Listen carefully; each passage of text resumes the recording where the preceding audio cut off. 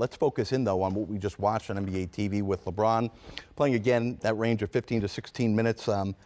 And, you know, as Mike alluded to, just like we saw a couple of years ago when he returned to Cleveland, he's trying to teach everybody else around him, and it's pretty evident. But it's a little different this time, Jared. When he goes back, you have Kevin Love and Kyrie. Those guys are all-stars, and they know how to close out ball games. But like he said with Ingram, he's learning. This is the year where he takes that next step to possibly be an all-star one day, or to be that next-level guy where LeBron can say, you know what, I can take this quarter off because B.I. is taking that next level, and he can carry the team for a quarter. That's what LeBron is teaching versus the other way where those other guys have already been all-stars, knew what they were doing. Right, and I think that's the big point about this year. We can argue and debate about where we think the Lakers will finish in the standings. Some may think out of the playoffs. Some may think they'll make the playoffs. They'll make the playoffs. Top four, but that's a better debate. Right, top four versus not making it. Regardless of where it is, the main goal of this season has to be figuring out who's coming with LeBron. And tonight, Brandon Ingram, listen, preseason, 31 points though, 10 of 15 shooting.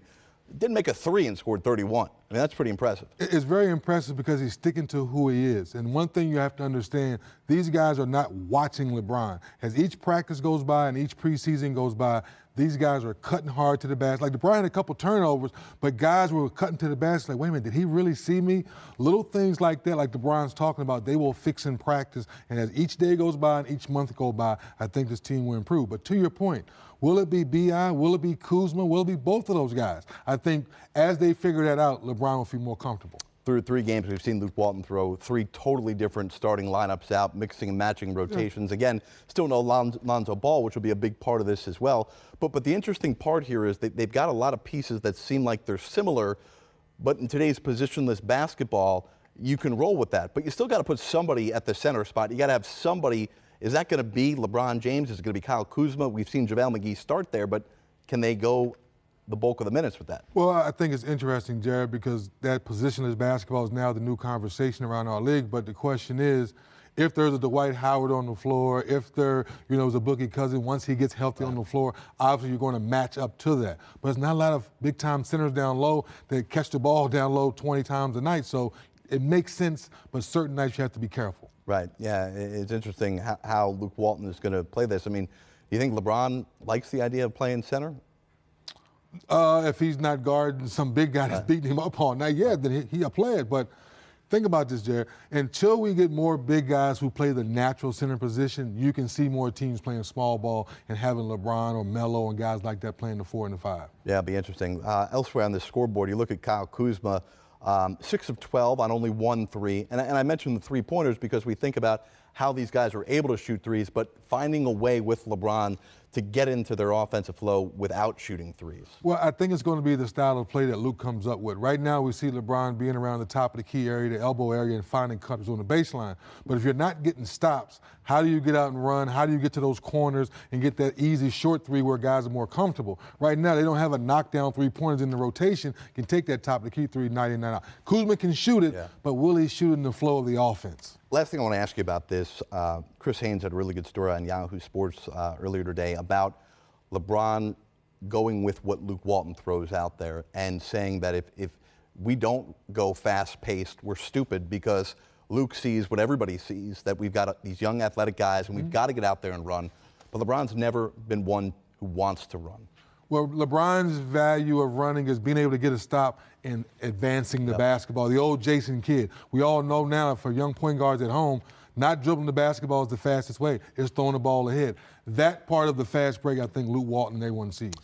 This is a squad, again, no Rondo on this night, no Lonzo Ball. Still trying to figure out what the point guard position is, still trying to figure out the center position is. We know the Lakers are bound to hit some adversity throughout the course of the year. How, with this such a young squad who has not been to the playoffs before, how does LeBron get them over that hurdle like he did in Cleveland? Well, Jerry, I think it goes back to Luke Walton and Brian Shaw and the coaching staff first. Because once Lonzo Ball gets healthy, you have to figure out how does that rotation work. Is it Rondo certain nights? Is it Lance Stevenson certain nights? Oh, we know LeBron James is going to be the point guard. So to that fact, how do those guys figure out how to play with him, the ball movement, the cutting, and then find those open areas on the floor? Because when you're playing with LeBron James, You have to knock down open jump shots, and that's going to be the key for this team. Yeah, and I think, you know, the common theme we've talked a lot about over the first couple of weeks here of training camp in the preseason is the minutes distribution. And are guys going to be okay with that? I mean, that's a tough task for Luke Walton. It is. Come on, Rondo's a champion. He wants to play. Lance is used to playing.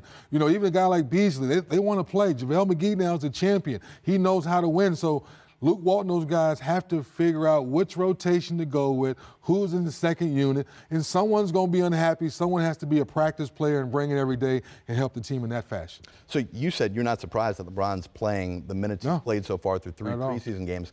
Do you think at some point he will feel early in the year that he can take his foot off the pedal and let these young guys figure it out on their own? Well, I think once again, I go back to Luke Walton and Brian Shaw. I think the next few preseason games, maybe cut back his minutes, but those first 10 games, 10, 15 games, I see LeBron playing big minutes to set the tone and show these guys how to win. First quarter, come out, you're on the road, smack the opponent early to get that, you know, rhythm into the game. Little things like that they didn't have last year. Now when the Lakers come into your building, they're expected to win because LeBron's on your team. They didn't have that pressure last year. Last thing, and this is pretty obvious, but I think we overlook it because of how obvious it is.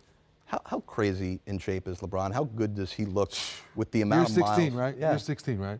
In what, 8 straight finals, right?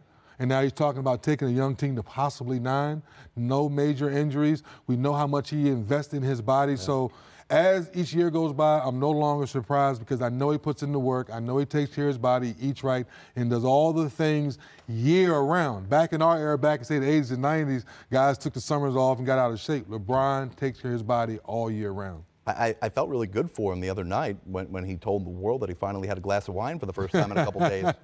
He wasn't able to drink a glass of wine for a while. Hey, LeBron, 16 years of excellence. Enjoy yourself.